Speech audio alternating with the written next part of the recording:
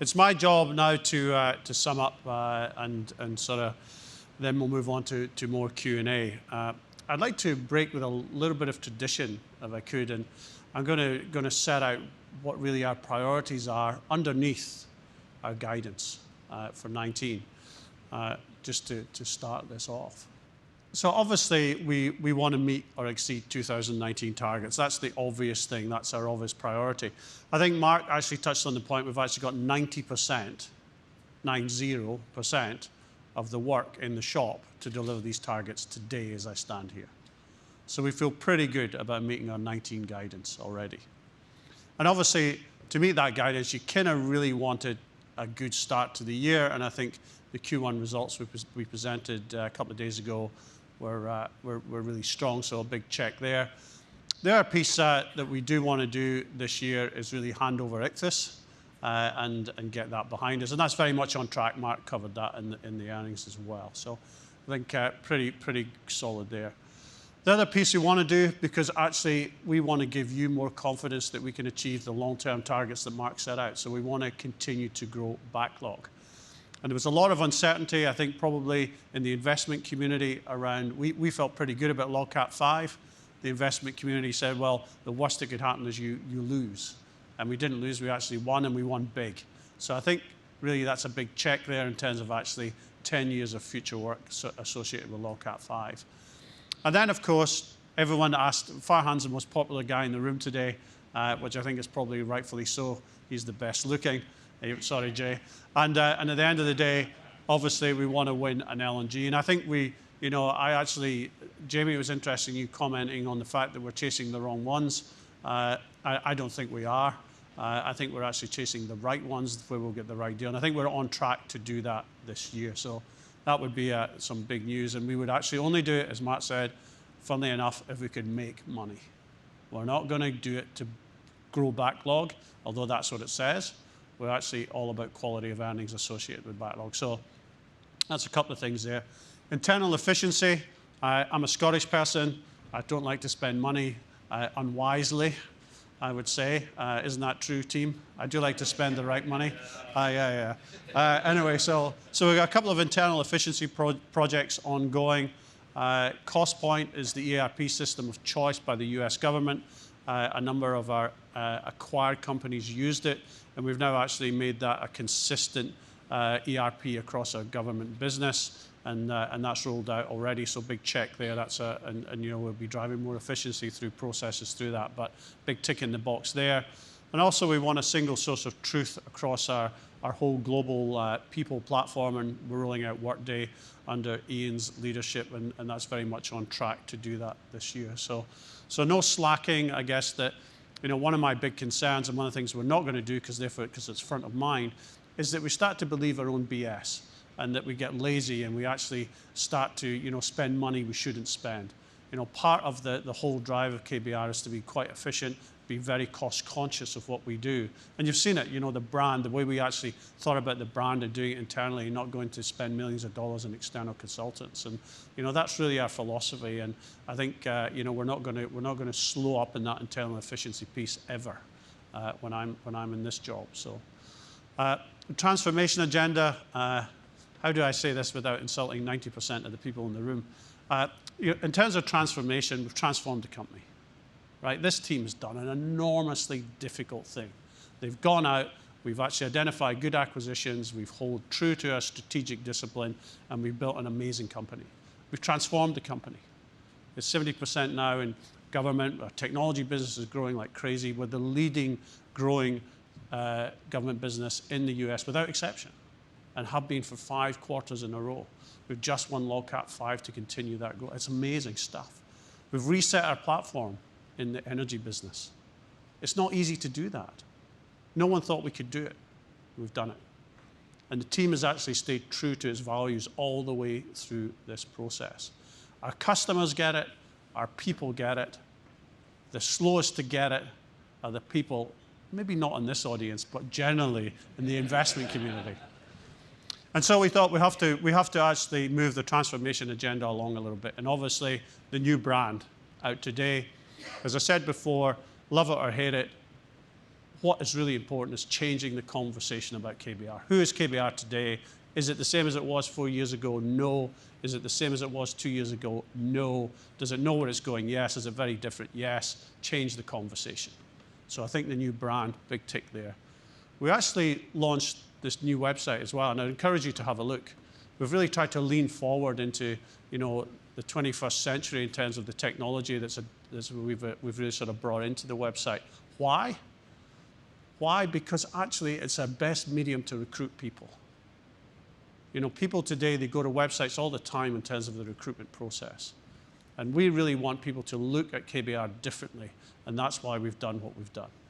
Have a look at the website. I think it's fantastic. I'm a bit biased, but I do think it's terrific.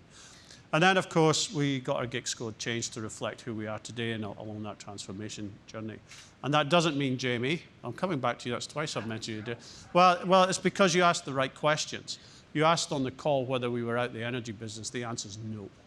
This is just simply a fact that when you get above 60%, what they call the MICS, they review that, and we change the GICS code to the sort of the portfolio we have today. But we're very much, hopefully you've heard today, still on the journey we've been on for a long time. And it's all about value, and it's all about quality of earnings and predictability and doing what we say we're going to do. And then Mark talked a lot about cash and EBITDA generation. We're committed to delever. And so from a 19 perspective, we'll continue to do that, and we think we can get below 3 or around the 3 zip code by the end of the year. So, and we've done it actually, the last 3 quarters we've come down 0.1, 0.1, 0.1 each of the quarters, mostly because we're outperforming in EBITDA. So that's kind of where we sit in our priorities for 19. I think all achievable, lots of work to do, however. We're not being complacent. So in today's summary, I've laid out the sort of key points I want to sum up with there, and I think you wouldn't be surprised at those. So, where I think Greg did a really good job of really sort of getting you to understand that we're very focused. KBR is a complex beast, and to actually manage it in the way that we need to, we have to be very focused and very strategic about where we point our dollars. And hopefully Greg explained that. I thought it came across very well when we looked at something like KSAT, which is our alkylate technology, where it used to be Horizon 3. It was like an idea, and we thought we can develop something. And then it went to Horizon 2 as we sold the first commercial plant in China. And we thought, wow, that's a fantastic opportunity. Then they're actually producing above spec. They're actually doing even better than they thought they would do. And so that suddenly, and then we sold our first unit in the US, and it becomes Horizon 1. So it becomes like core business, defend the core, build it out. There's Doug, how many plants in the US are we going after? So there's 35 plants in the US that we can retrofit with this new technology. And there's about another 40 in Europe. The scale's enormous, but that becomes core business. So it's clear to see strategy in action. It's a dream, it's an idea, it's a reality, it's core business. Very, very, very, very considered about how we do this. And that's kind of it's led very much to backlog security that Mark talked about. That strategic positioning, that considered thought, that effort of putting capability opposite what your customers want and coming up with solutions. It's not just words.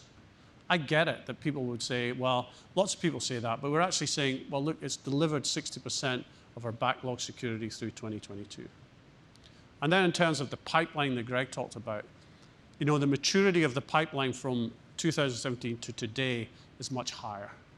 The markets are supporting that level of increased maturity. So the $41 billion in near-term pipeline opportunities are real. It's not as wobbly as it was 2 years ago or even 4 years ago. It's real. And I really think that we've proven that what we say we do. We have outperformed our 2017 targets. We've proven it. It's not an idea, it's not a guess, it's not this is what we think we can do. We've proven it. I think we've proven as well that we've been extremely strategic and very, very strong commercially around that discipline piece that everyone's talked about. We've proven it. And I think this team is proven. 2 years ago, it wasn't. We stood on this stage and said, I think I've got the right team. And you all went, yeah, right. But we've proven it. I think we've proven it through these last 2 years.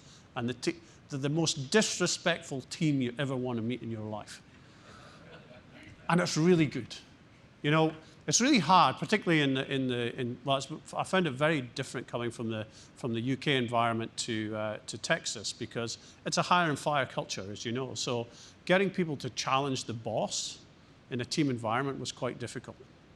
And we worked really, really hard to get a safe environment where people could actually say, actually, Stuart, I think you're speaking rubbish, you know, and challenge that. But then when a decision is made, everyone lines up, everyone's had their go at having their say, and everyone lines up in the bus going in the same direction. And I'm being flippant to say they're being disrespectful, but they feel safe at actually challenging. And I think that allows you to get to the best decision. We don't get it right all the time. We're not perfect. But I tell you what, we make more right decisions than we make wrong decisions, because it's not one person's opinion, it's a collection of views to create the best idea. And I think this team has proven that. I think they've delivered the growth, they've proven they can deliver the growth, and with our new philosophy on cash, we will prove we can deliver the value. So, amazing team. But in truth, at KBR, the secret sauce, the sauce plus, as Jay calls it, is actually that we have a 38,000 person team. And that's one KBR. Thank you very much.